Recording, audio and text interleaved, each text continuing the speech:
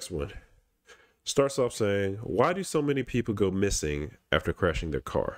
What happened to Jason Landry on the fateful night of December 13th, 2020? I'm sure that I'm not the only one who's noticed this.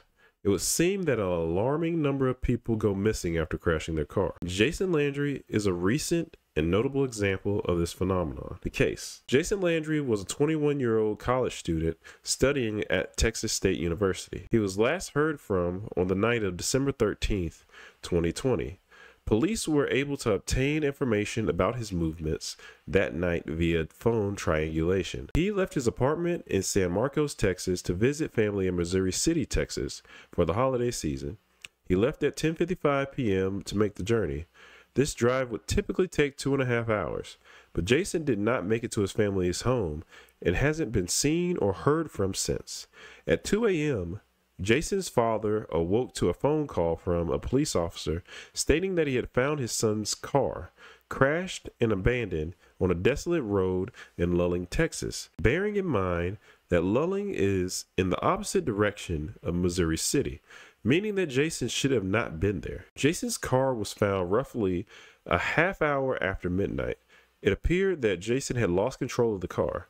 The front passenger door was locked and the keys were still in the ignition. Jason was nowhere to be found at the scene. His clothes were found a short walk from the wreck.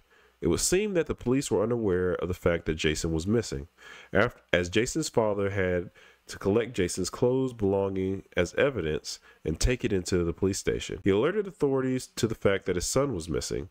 Jason's disappearance was especially concerning when taking into consideration that it was extremely cold the night that Jason disappeared. Even more so when it was discovered that he had taken all his clothes he was wearing at the time. During a more thorough search that was carried out by police, Jason's backpack was found near the scene. A bigger search for Jason was planned after this. They searched the land nearby abandoned houses, sheds, looking for Jason. Over the span of a few months, drones, sniffer dogs, and even horses were brought in to try and track down Jason.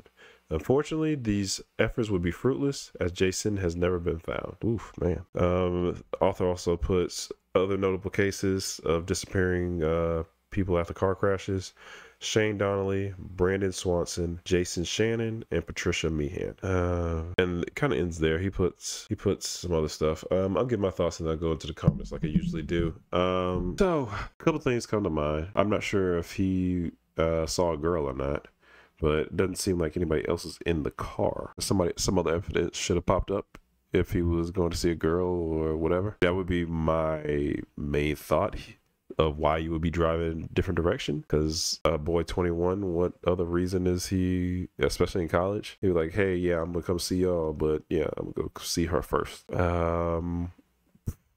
Maybe she had her own car. Maybe they saw each other. Cool.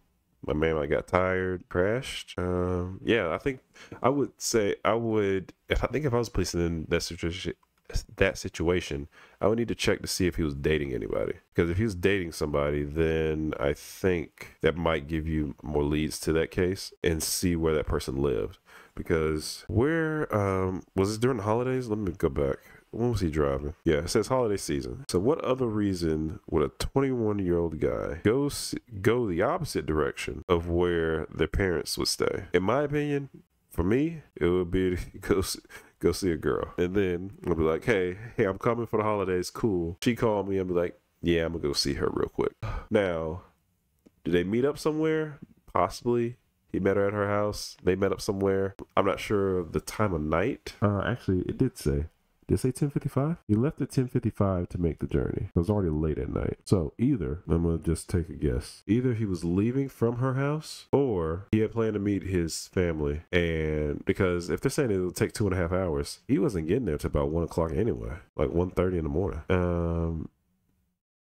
Yeah, but it said at 2 a.m. That's pretty quick or maybe he had already crashed at that point. Yeah, so that's honestly my initial thoughts. He had a girlfriend somewhere around that time, and he went to see her first, and then maybe he called his parents and said, hey, I'm on the way. Because why else would he be leaving that time of night, to be honest with you? I'm not sure. Is there a It says apartment in San Marcos, Texas. He said, bear in mind Lulling. Let's do a little bit of research real quick. Let's do that. That might help us out. What schools are in Lulling, Texas? Yeah, because that would be the only thing that makes sense in my opinion. I probably should have put colleges, but they start showing me elementary schools, and I'm like, ugh, that would be even worse.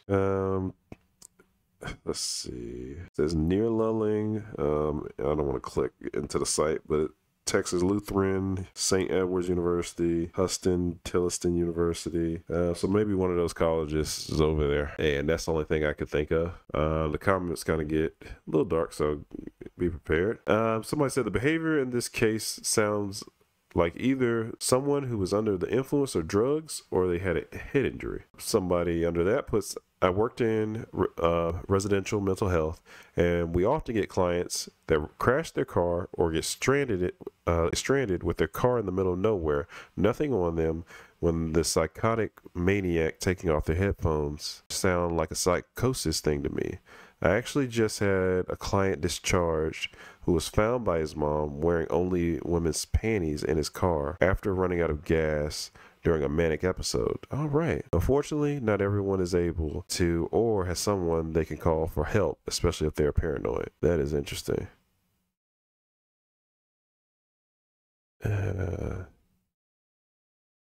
Let's see. That is insane.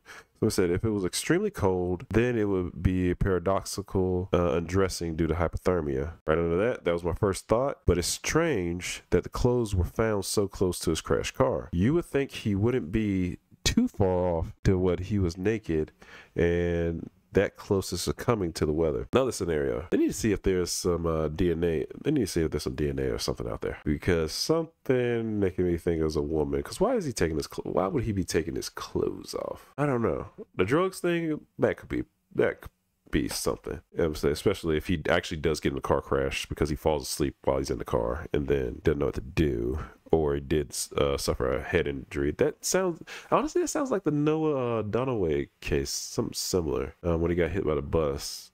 But I'm not sure, but he went into, I don't think he went anywhere. I think somebody put him into a pipe. But a lot of people are saying psychosis. Somebody said, I agree. Psychosis. I had a college roommate about the same age as Jason that started to present psychotic delusion seemingly spontaneously.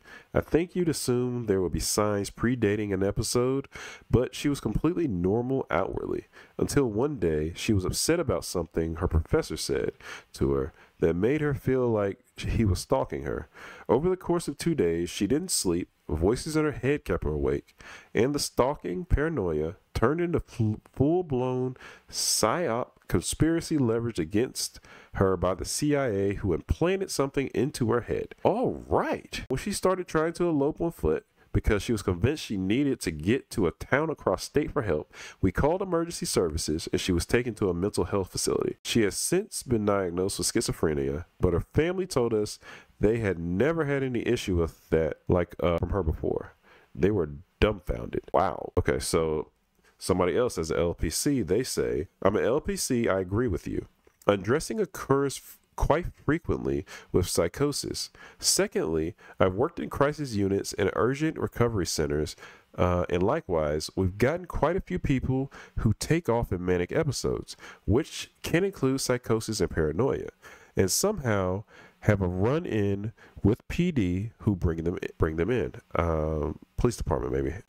Further, I'm unsure of the ages of the others you posted, but psychosis begins to appear between late teens and early mid-20s. That's interesting. And the reason I say it's interesting, not only because of this case, because there was another case, Noah Dunaway case, that I mentioned earlier on this channel. But he does the same thing. He takes off all his clothes. They find his clothes, but he takes his clothes off and he's going naked. So did he have a psychotic or mental break? Because other people were stating that, but I was so against it. Maybe that's honestly what happened. I'm not sure. Man, but that would be insane. This is already a crazy case.